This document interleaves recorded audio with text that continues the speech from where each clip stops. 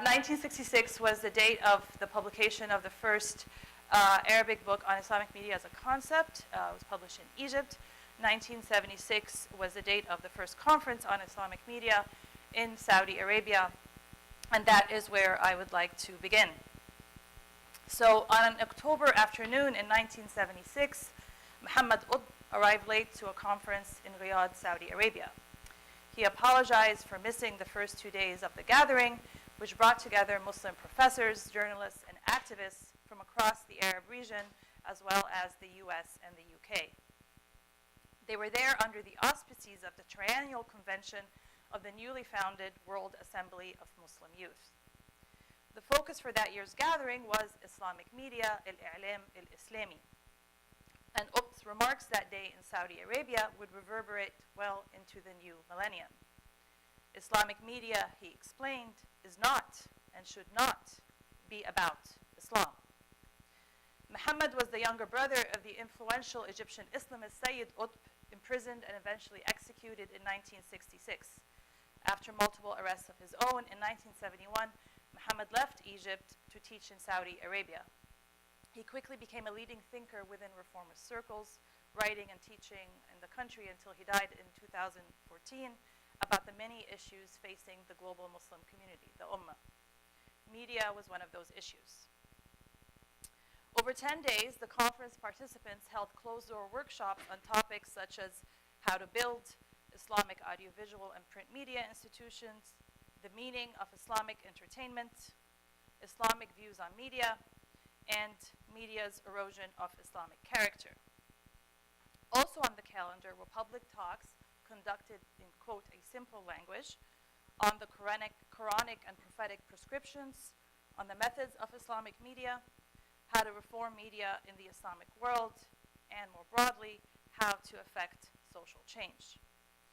So the conference brought together Muslims representing a wide array of ideological and theological positions. Two basic assumptions united them, however. One, that the Muslim world and the West were entities wholly different from each other.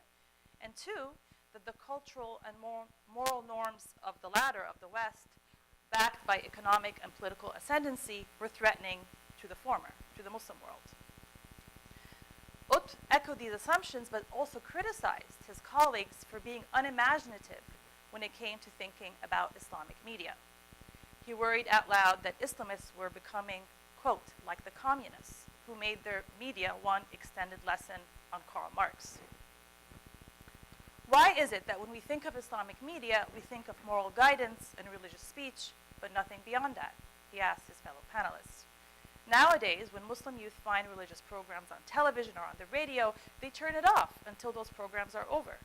This has become Islamic media. But why? He went on, the reason is that Islam in our imagination is not more than this. We don't live Islam in its fullness like the first generations did, the first generations of Muslims. We live Islam in narrow parameters. That's why when we think of Islamic media, we think of moral guidance and religious speech, because that is what Islam has become in our sensibility.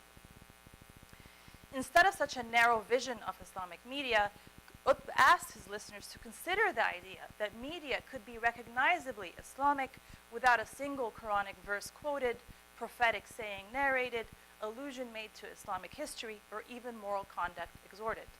Islamic media could be Islamic without being about Islam.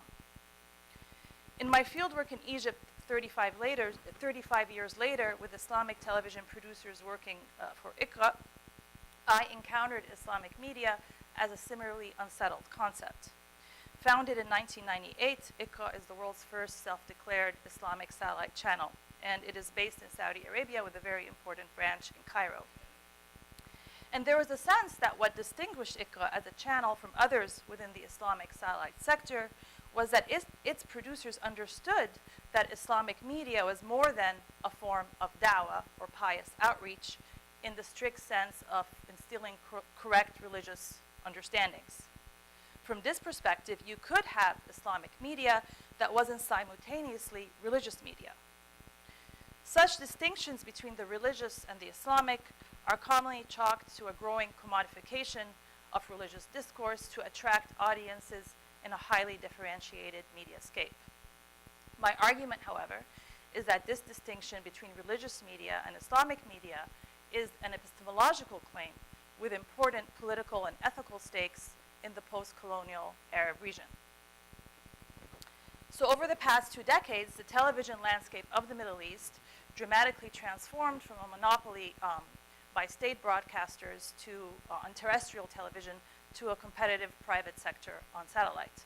And the emergence of Islamic television has been a notable part of this shift.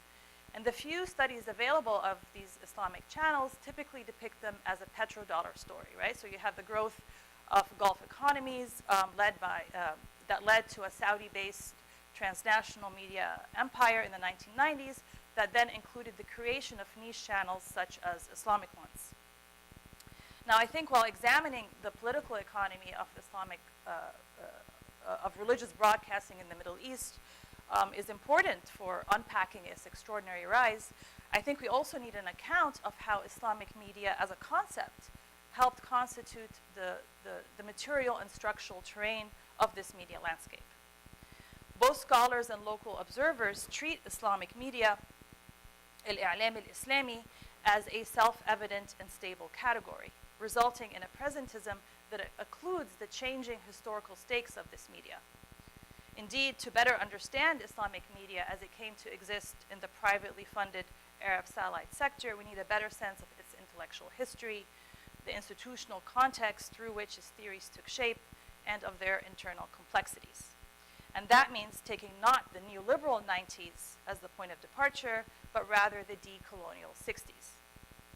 So the historian Omniyah al-Shakri recently called for a rethinking of the dominant narratives of decolonization in the Middle East so as to include Islamist intellectuals and activists, arguing that, quote, we can no longer afford to think of decolonization as a purely secular affair. She and other scholars of Arab intellectual history have troubled an assumed incommensurable divide between religious and secular thinkers, tracing their common concern with Western cultural hegemony. Contributing to this emergent field of inquiry, I want to trace the ways in which the concept of Islamic media was responsive to a series of historical attempts in the Arab world to secure different kinds of sovereignty. The emergence of Islamic media as a concept was inextricably bound to aspirations for what I term epistemic emancipation. Theorists of Islamic media aim to dismantle what they saw as a particularly insidious form of neo-colonial power, the power to determine the very basis of knowledge.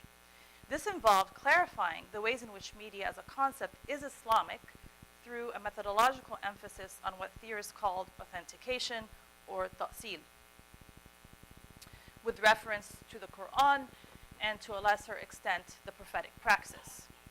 This methodology in turn pivoted around a new understanding of the Quran as itself a media text, nas i'lami, and of Islam as a mediatic religion, deen i'lami.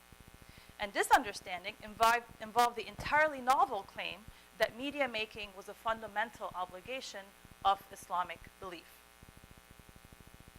Epistemic emancipation took discursive shape as Saudi and Egyptian Islamist scholars, starting from the mid-1960s, defined what media is, what its relationship to religion should be, and to what ends its assumed power should be harnessed. For these thinkers, media reflected the gamut of thorny problems facing the global Muslim community, from loss of political power to cultural marginalization to individual indifference to cultivating forms of life pleasing to God. But media was also the solution, promising intimate collective connection across the boundaries of time and space while directly shaping and molding human subjects. Vital to avoiding the perils of media and realizing its promises was grounding its creation in the imperatives of divine revelation. The category of Islamic media thus pivoted around the question of not just how to mediate Islam to both Muslims and non-Muslims, but how to Islamicize the practice and philosophy of media as a discipline. So within the field of media studies, these attempts to theorize media from within the conceptual resources of the Islamic tradition have been dismissed as essentialist, ahistorical, and inattentive to power. Indeed, even as media scholars are increasingly rightly problematizing the Western normative assumptions underwriting media theory, religion in general and religious ideas in particular remain peripheral to such provincializing endeavors. Criticisms of efforts to theorize media from within a normative Islamic frame partake in the familiar idea that direct appeal to religious doctrines forecloses real debate, masking nothing more than, quote, a divisive fundamentalism, in the words of one author. This is, of course, a central premise of liberal communicative theory, and one that I'm not interested in unpacking here. Suffice it to say that yes, to uphold media production as a Quranic imperative, even if then to debate or contest the particulars, is to be in an affirmative, not indifferent, epistemic relationship to divinity. Such a relationship, however, does not foreclose critical inquiry into media, but opens up a different calculus of power and politics. My title is a little bit crazy for this talk, but you'll work with me. My reflection today considers how the political visions, institutional and creative practices of a group of filmmakers in Latin America from around the end of 1960s and into the early 70s sought to give new meaning to their engagement with film culture. It would be difficult to extricate individual global gestures from the context of what became known as the new Latin American cinema movement, as the underlying scope of actions undertaken were continental in scope and meant to create a unified field of culture despite their important differences. Importantly, there was a perception of a shared reality that extended well beyond Latin America to newly independent nations in Africa, Asia, and in parts of North America, where groups connected around protests of the war in Vietnam and with social justice movements. We've talked about some of this that included the battles for racial and gender equality. I do, however, want to focus on the experience of the late Cuban filmmaker and theorist Julio Garcia Espinosa, and in this particular context. Actually, I don't remember how am I navigating this thing. There we go. Okay, sorry. Julio Garcia Espinosa in this particular context. This is part of a very new book project about Garcia Espinosa that closely examines his intellectual history and creative experiences focused on re-articulating media industry infrastructures in Latin America. As with any book project, it takes time to settle on the clear approach, and I'm really working with this material because I knew him very well, so it's trying to negotiate that relationship. So I appreciate really the opportunity to share some of these rough ideas with you since they've been percolating in my head for some time. So I want to rethink Julio's contributions to global cinema history in the context of this global South imaginary, in part inspired by his own irreverent mode of questioning the world and by holding on to doubt as indispensable for growth. Humor and irony will indeed be another useful tactic in this activity, as he was famously shy of the limelight, always preferring to go unnoticed. The project will examine all of his writing, the reception context of his most famous essay, For an Imperfect Cinema, the circuits and nodes of exhibition of films, texts, personal and cultural exchanges, and friendship networks, as well as his various institutional roles. Garcia Espinosa was part of a generation that would end up in positions of power in the cultural field throughout his life. And given his position in Cuba, the exchanges took the form of official visits, hosts to international artists, leadership roles in transnational committees and institutions, participation in film festivals, and workshops and curator of international events. In perusing the documentation of events related to the movement of cinema, the formal declarations, commemorative speeches, reports, and Julio's personal activities, one finds a strong drive to internationalize, to institutionalize, and historicize the efforts taken towards solidifying Latin American filmmaking in world artistic currents, both in the effort to expand markets and to strengthen visibility. And here I just want to draw on a few examples, a couple of examples, but before, let me just put some background into this. The scholarship on the period of filmmaking known as the New Latin American Cinema Movement has examined its origins, its regional diversity of voices, its strength and scope and scale, its films, and the hemispheric dynamics behind its formulation. Critical of the way this early scholarship displaced existing and significant histories of transnational media networks, production cultures, and institutional practices, film and media scholars have since focused on exploring the global dimension of earlier networks, the pre-revolutionary networks, the circuits of distribution within and beyond Latin America, the impetus for the expansion of markets, as well as the histories of radio and television broadcasting that bring to light important media production nodes and the global appeal of Latin American music genres and stars. This exciting historiographic work indeed provides new opportunities to articulate fresh questions about the new Latin American cinema and its global dimension. We do know that the legal frameworks, cultural and production networks created during the 60s and 70s in Cuba sought to reimagine transnational and national mediascapes. The orientation of these projects responded to the political and to market analysis of forms of commercial media that had existed prior to their revolutionary moment. One need only examine the professional correspondence of Alfredo Guevara, a longtime director of the Cuban Cinematic Arts and Industry Institute, to understand the importance of international contacts in procuring needed equipment and co-production funding and in securing assistance for training new filmmakers while concurrently launching their large-scale dream of a national institute. Professional partnerships were not unique to the post-revolutionary context. Commercial producers from Mexico and from other locations produced many a film in Cuba, thereby expanding the circulation and exchange of Cuban stars, music, and professional partnerships, as well as building audiences for Mexican films.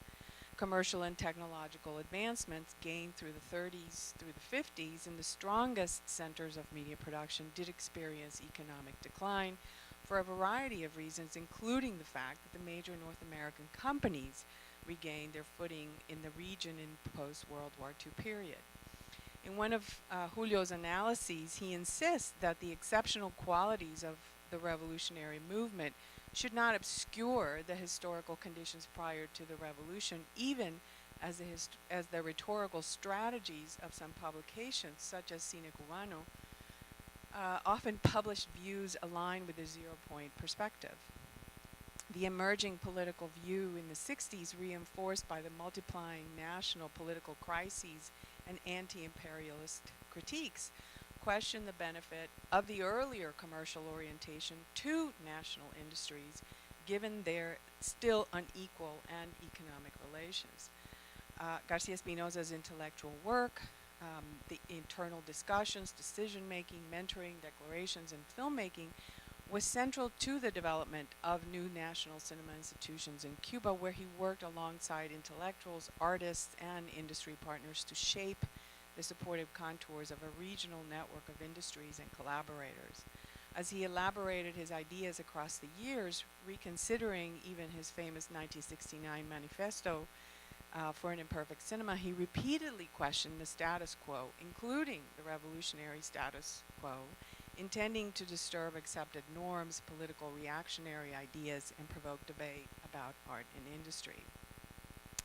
So this choosing an entry point, a date, 1969, is more of a point of entry for me than a turning point, allowing me to consider Garcia Espinosa's objectives and the implementation of his ideas with the benefit of hindsight. In Cuba, 1969 marked an eventful decade, the end of an eventful decade of transformative events, given the successful takeover of the government by the revolutionary forces led by Fidel Castro. The decade hosted momentous Cold War conflicts on the island, like the Bay of Pigs invasion, the October missile crisis. Che Guevara was captured and killed in 1967. Hundreds of thousands left the island. In the new economic and political structure, nationalization and the reorganization of media as an entity of the state precipitated the development of institutions. First the ICAIC, then the Institute of Radio and Television, and the creation of new legal frameworks and new attitudes towards media that would be promoted through new institutions.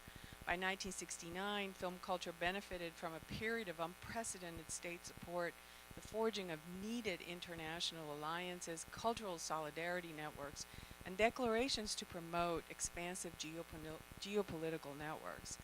By the mid-1960s, though, increasingly restricted government actions produced painful homophobic responses, highly publicized cultural conflicts, and fractious debates that by the early 70s resulted in the shameful suppression of individuals and artists. So in some ways, 69 is a turning point to the end of an idea.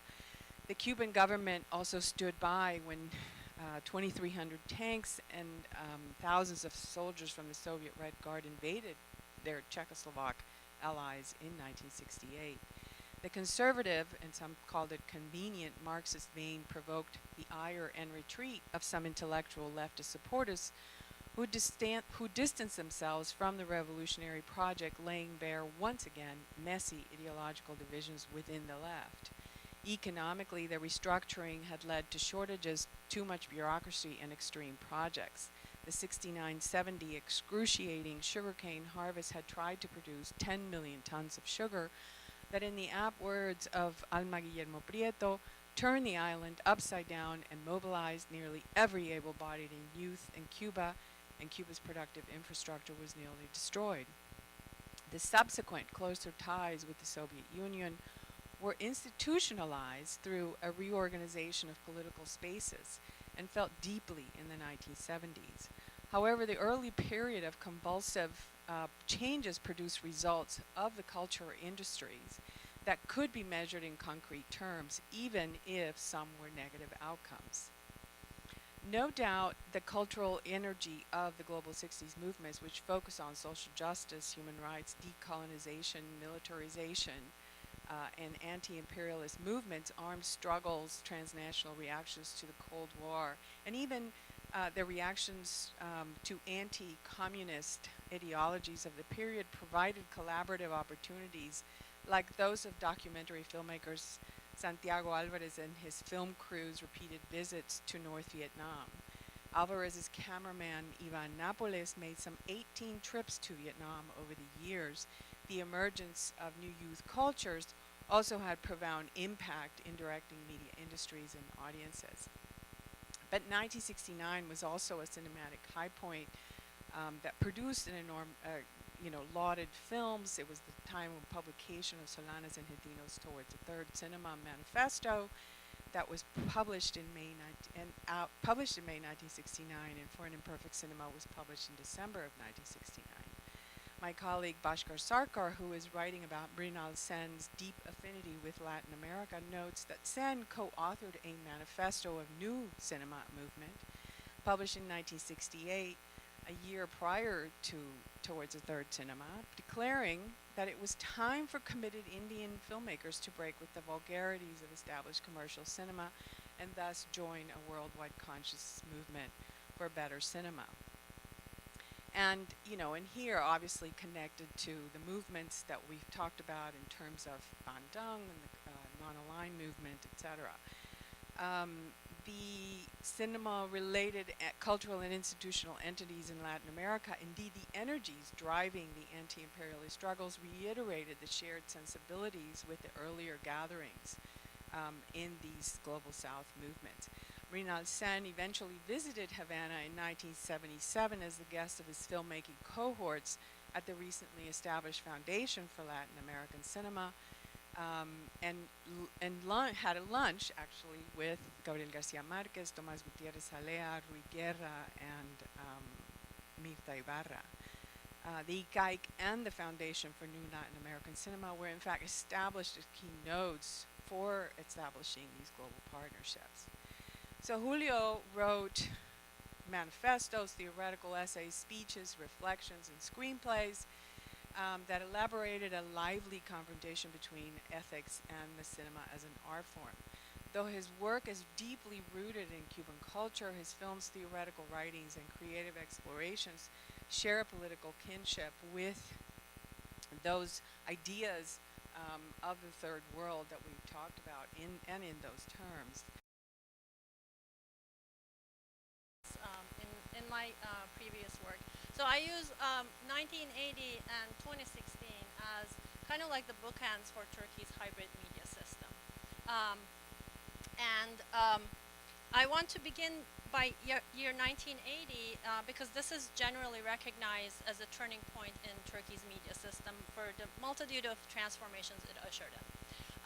And as I said in my own work, I use 1980 to mark the beginning of a hybrid system, which I describe as both commercial and statist, not state-owned, but that strictly follows a statist nationalist ethos. However, in the aftermath of the failed military coup in 2016, this system deviated remarkably from its neoliberal underpinnings due to government takeover of several media outlets and has since been restated. So in what follows, I want to discuss 1980 and 2016 as two turning points that bookend this hybrid media system, and also illustrate why it's important to continue to pay attention to the state, even in this era of neoliberalism. So I start with 1980, and two major developments took place that transformed Turkey's political economy as well as media system entirely. The first is the transition to a liberalized market economy, then followed by a military coup. On January 24, 1980, the then Turkish government announced plans for economic restructuring, which was in response to the collapse of the previous protectionist economic model. The transition to a liberalized market economy triggered the privatization of state-owned enterprises, prioritization of free trade and exports, and led to the imposition of restrictions on collective bargaining and unionization. Soon, the discontent of trade union federations and the ensuing factory occupation strikes and violent clashes between workers and the police engulfed the country. Alarmed by internal chaos, the military took over the government on September 12, 1980, to avoid a civil war and to set the country on the right path. But more specifically, they were motivated by the need to uphold the plans to restructure the economy and eliminate scrutiny of or opposition to market reforms. As a matter of fact, the leading general of the time, Kenan Evren, in his radio address, he said, like one of their key concerns was to uphold the IMF and World Bank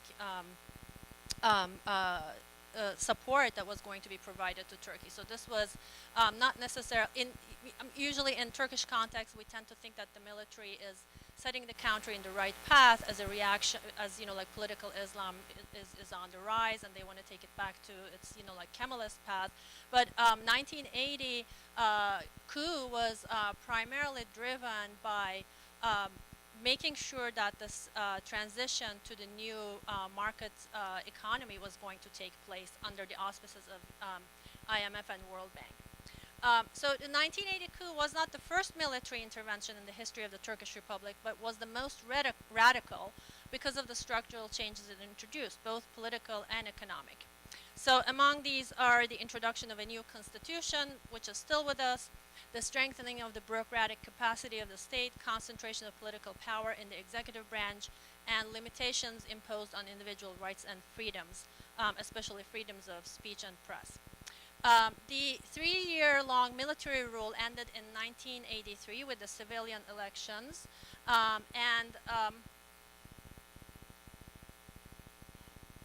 the center-right ANAP, or Motherland Party, won the elections to form the government. It was led by Turgut Özal, an unabashed liberal, and he was a big fan of Margaret Thatcher and Ronald Reagan.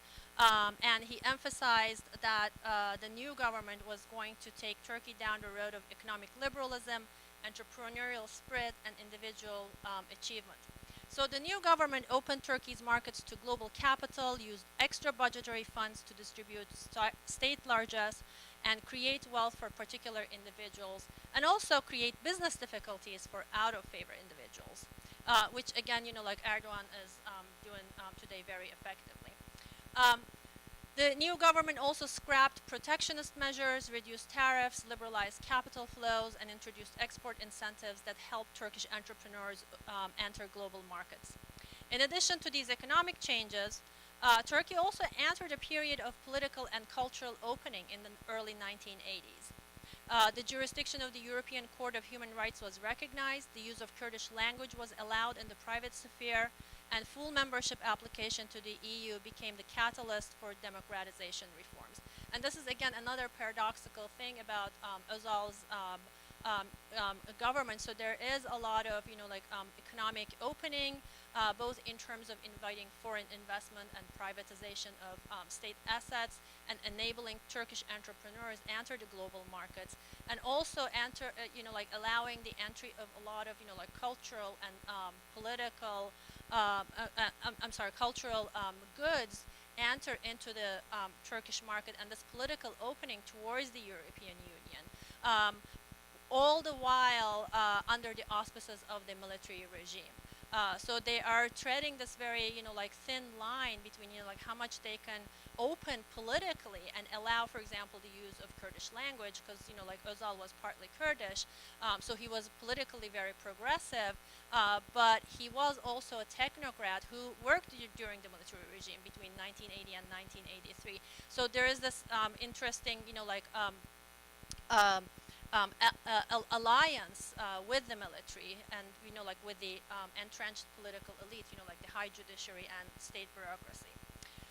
Market forces and integration with global capitalism converge with increasing demands for political liberalism and the growth of more individualist competitive ideologies in the cultural realm. Strict limits placed on cultural and political expression were now being questioned. Islamic and Kurdish political actors were entering the public sphere at an unprecedented level, as well as feminist, LGBT, and human rights activists. All were becoming visible in the public sphere, and this was made largely possible with the commercialization of television in the 1990s. But nonetheless, this cultural and political opening was also in a push and pull relationship with the nationalist statist ethos. That's why I describe this era, the 1980s and 1990s, as the era of this hybrid media system. So again, I go back to one of the key concerns of the state and the political elite, that on one hand there was this push towards liberalization of the media markets, but on the other hand, how do we maintain this ideological hegemony that we have enjoyed since the early days of the Republic? So how do you economically liberalize, but try to confine that liberalized public sphere in terms of its political openings? This hybrid media system that is increasingly and rapidly commercialized, but under the tutelage of the statist nationalist ethos, obviously, very similar to what happened in Latin America, Eastern and Southern Europe, and other parts of the world in the 1980s and 1990s. So it was marked by an oligopolistic ownership structure with corporate giants dominating, small players faced with high entry barriers, and the centralization of production and distribution under the conglomerates. Media transformation was carried out by business and political elites, and it served to aggregate these elite interests and not necessarily of the polity. So this is one of the, again, the tennis relationship between free market and free press. And I made the argument that this free market was confused with the freedom to communicate or democratization, but this freedom was only available to the conglomerates and not necessarily the independent actors. The state continued its presence, and in some cases its calculated absence in the political economic domain, but definitely played a central role in shaping the media markets. So again, this is similar to Middle East and Southeast Asian context, where late 20th century media commercialization took place against this background of persistent state interference and the weak democratic institutions. So this hybrid system persisted throughout the 1990s, whereby media conglomerates continued to take advantage of the political and economic instability of the decade. By the 1990s, Özal's government was replaced by a series of coalition governments. 1990s, especially a tumultuous time in Turkish political economic history, marked with economic crisis, one coalition government after the other. And this was a boon time for the media conglomerates because they could they could take advantage of those, the coalition governments and the military and the judiciary and the bureaucracy, because there was no single entity that was in full control of the media market. Right. So this continued, until 2002, when the AKP, Justice and Development Party, came to power. And by that time, Turkey's media sector was already marked by the domination of a handful of corporate giants that had been entrenched in patronage relations with the political elite, this being, the coalition governments, the military, the judiciary, and high bureaucracy. And during the first decade of the 21st century, in its first and second terms especially, the AKP consolidated a single-party domination. They never lost an election. They colonized the judiciary and bureaucracy, cut down the role of the military in politics, and utilized a combination of legal and financial reprisals to rein in what it deemed oppositional media, while at the same time cultivating its own loyal media. So during this period, early 2000s until 2013 or so, Turkey's media system continued to be a hybrid one, but there was also this, slow, steady increase in state intervention, which especially became acute after the 2013 Gezi Park protests. So all three papers were incredibly enriching. My question, though, goes to Yasmin. So, as usual, fabulous work. I'm fascinated by this notion of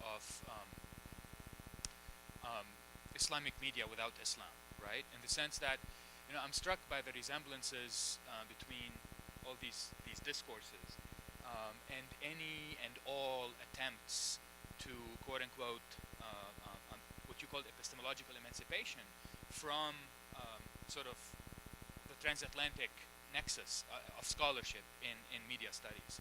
And so I'm wondering to what extent invoking Islam does it achieve wider resonance? I'm just wondering to what extent is this distinct from attempts that are secular in nature, or at least avowedly secular, to create local, native, indigenous epistemologies and philosophies of media.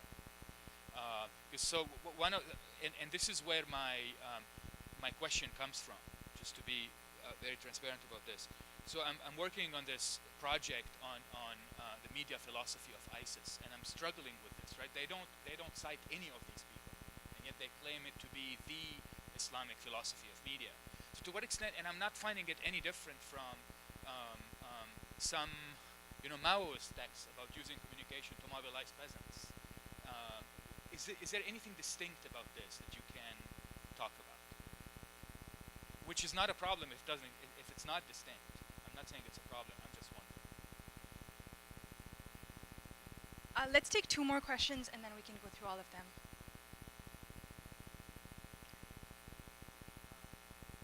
I'm not going to stand. I'm sorry. This is a question for the panel, I guess. I really appreciate the panel. I appreciate all the papers, and they all basically kind of laid out this tension between, to use words that were kind of used, between emancipation and institutionalization, and whether we can think about institutionalization that emancipates. And so I was wondering if you could speak to that tension. We kind of got these stories of attempts to institutionalize as acting in this kind of restive mode, but then at the end we ended with this what happens with a different kind of institutionalization. And both Christina and the final paper kind of ended with like what happens with how institutions then can be used against their purposes. And so just thinking about that question and whether there are models to think about institutions that can emancipate. Can we, I don't know, but that's just a question that seemed to be a theme running through. Thank you for the excellent panel, really fascinating work. My question is for Christina. So I'm wondering about the international reception of Espinosa, if you could say a bit more. I believe you mentioned that only a few pieces were translated into English. And were there maybe moments when people attempted to translate more and those failed, or moments when you think there was a chance to discover him a bit more? Just generally the question of reception international, and maybe with a particular focus on English translation. Right, people could respond. Thank you.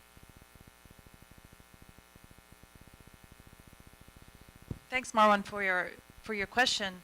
You're absolutely right. And in sort of the longer version of this, I track how this whole idea of Islamization of knowledge was occurring at a moment when people who were not Muslim were trying to think about what would it mean to indigenize knowledge, including, by the way, in anthropology, right, in third world anthropology.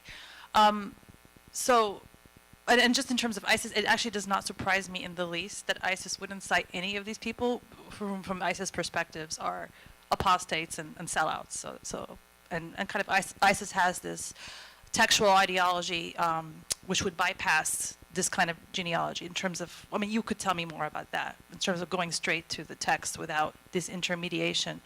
But so what's interesting in looking at this literature is, and I guess this is the irony, or this is kind of where it becomes unsatisfying in the end, is so this attempt to formulate a distinctively Islamic approach to media. If you track the citations, they're actually going hand in hand with changing Western conceptualizations of media studies, right? So it's not a mistake that at a certain point you have modernization theory, then you start having cultural dependency theory. So it's part and parcel of the same thing. But at the same time, I guess I'm less interested in how I myself analytically would see it as distinctive. So I'm going to do kind of the classic anthropological move and be like, I'm actually really interested in how they themselves, despite all these kind of entangled histories and ideas, continue to see it. For them, it continues to be coherently distinctive. And I'm so more interested in looking at it from that perspective.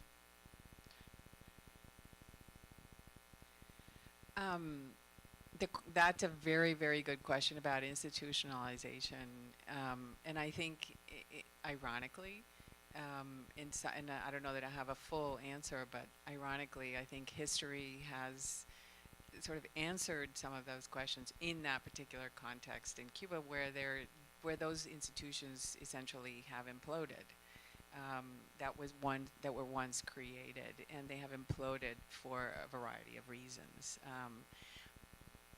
pertaining to the kind of, and I think Julio wrote about this in terms of warning, and he did it in the 60s, early 63, to warning about these tendencies within the Revolutionary Party. And yet, so I think in some ways you have to see it in the context of how both they distrusted institutions and then they went and built institutions that did different kinds of things, but that nonetheless presented the same kind of problems in terms of leadership and in terms of the centralization of the control of media.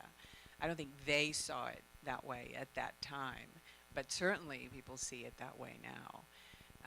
And in terms of the question about Julio's reception, Imperfect Cinema had a very sketchy reception, both for and against, people misunderstanding what he, and I didn't get to talk about some of the readings of it, but he went and clarified, so 15 years later, 25 years later, he came back and rethought some of those ideas.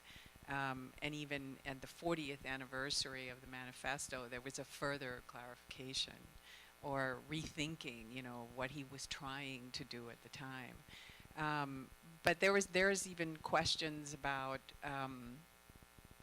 why that manifesto and not Alea's Dialectics of the Spectator, which is written in a very different tone.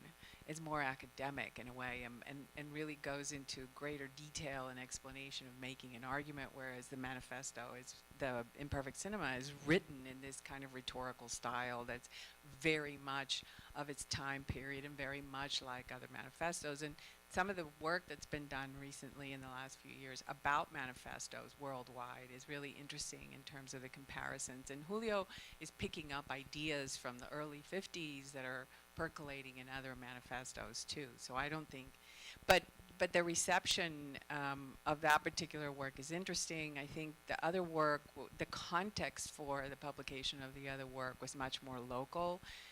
And so it hasn't, there's people have written about it in Spanish, and books have been written about Julio in Spanish, but a lot of that work. So part of my interest is to try to translate some of that other work and bring it into conversation with, into a larger conversation with the entirety of his work, of his output. Thank you. About the question of emancipation, and this also goes back to the question that Yasmin elaborated on, and also Marwan's question. You're like, how can like media be Islamic without necessarily being about Islam? And unfortunately, I do not have time to discuss this, and I'm exploring these in my current work right now. So especially in, you know, like in the Turkish case after 2013, there is this uptick of concern on the part of the AKP government to make their voices heard. This is especially in response to the widespread use of Twitter during the Gezi Park protests. And there were some, you know, like leaked emails between Erdogan's daughter and some government officials, and she says, you know, like, oh, there is this, you know, like Twitter where everyone's, you know, like talking about, you know, like the protests and everything. We have to make sure that, you know, like we dominate this medium, right? And then they form the, what is lovingly called the AK trolls, or, you know, like Erdogan's troll army. But it is not just aimed for, you know, like domestic audiences in Turkey, but there is a lot of foreign language media and communications that they are putting out there now. So after 2013, and definitely after the coup attempt, like I said, there is that uptick in trying to reach global audiences and to change global perceptions of Turkey, the AKP government, Erdogan, and also of, you know, like the Ummah in general.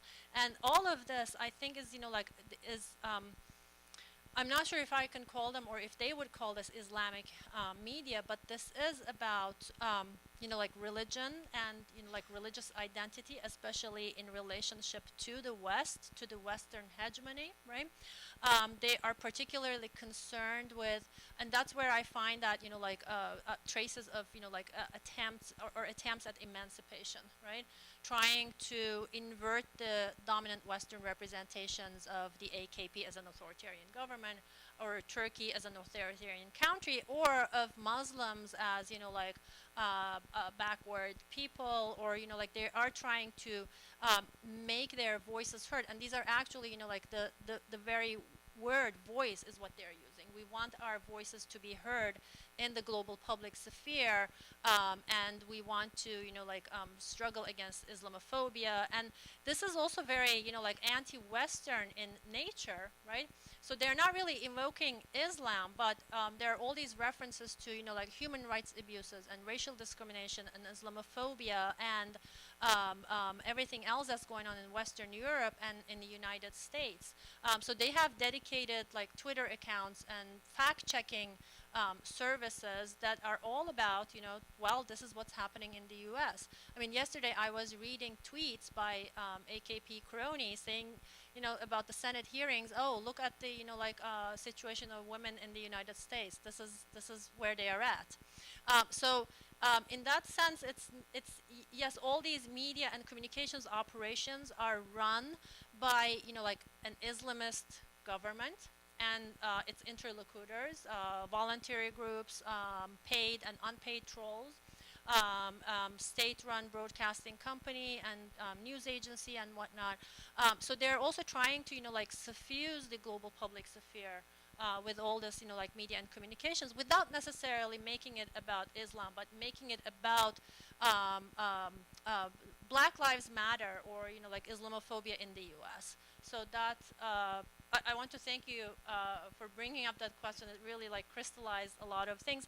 And I also want to thank you for this question of like emancipation and institutionalization. Like how you take these existing institutions and turn them around, turn them into like either government propaganda pieces, mouthpieces, and like where that line is between like propaganda and public diplomacy and information and disinformation. So it's these are some of the things that I'm still thinking through, but thank you.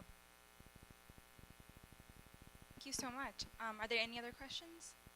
We have time for one more, and then, yeah. All right, there we go.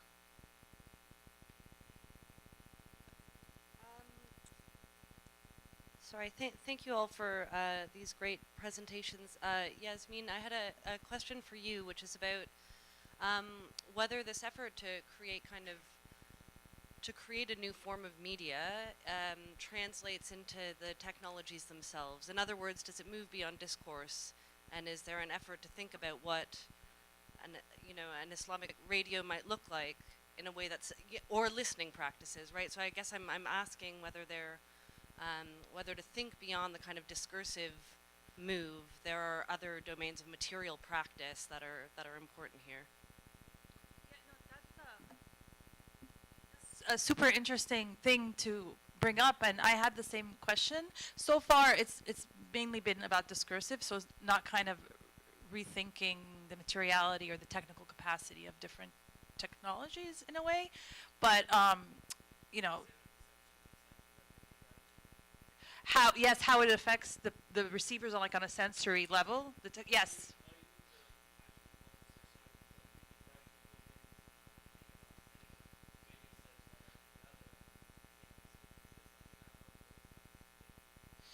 A little bit. I mean, a little, yeah. And it was kind of very McLuhan-esque in a way, right? So, like this idea that so that TV has this effect on viewers in terms of sensory immersion versus radio, therefore we should use it for this versus that. So there was a little bit of that in the late 60s, early 70s, but not really. Like I haven't. It's because primarily the effort is to establish media as a concept first and foremost. So most of the books are devoted to that, and then much less so what comes after that. Add on to that, because when I was listening to your presentation, I was thinking about how how all of this concern with media and communications was, like transpiring in Turkey among the Turkish Muslim intellectuals. And interestingly, they were not, and this is happening in the especially 80s and 90s with the commercialization of broadcasting. Now the Islamist groups, sects, and they are, launching their own radio stations and television stations, which is very much about, there is, someone giving a sermon and reading, from the Quran, and that's it. Right? It's all about Quran, it's all about Islam and the teachings. In the meantime, the Muslim intellectuals who were heavily influenced by Ali Shariati and Sayyid Qutb, they are talking about, wait a second, what is going on, right? And they make specific references. I remember reading, their internal debates. It's interesting how, in the works that you cite, they're specifically concerned with this discourse. Among Turkish Muslim intellectuals, it was this concern with the technology, and they're specifically reading and citing McLuhan. There are these long debates about McLuhan, and Ali Bulach, who's a prominent Muslim intellectual in the 70s and 80s, he's writing, but this is what McLuhan says. How are we going to approach television? How is it different from the radio? So that is really super interesting to me. And then eventually the companies that have launched that, or the sects that launch these, television and radio channels, they eventually give in to the market logic because they have no ratings. Nobody's watching, the readings of the Quran, and then they switch to, this kind of entertainment programming. with with some moderate Muslim content. But I think McLuhan is central to their discussions, which He All was right. in Cuba too in the 60s. Yeah. He's everywhere. On the note of McLuhan, I invite you all to lunch, which is behind us, and to continue these conversations. All right, thank you to our panelists.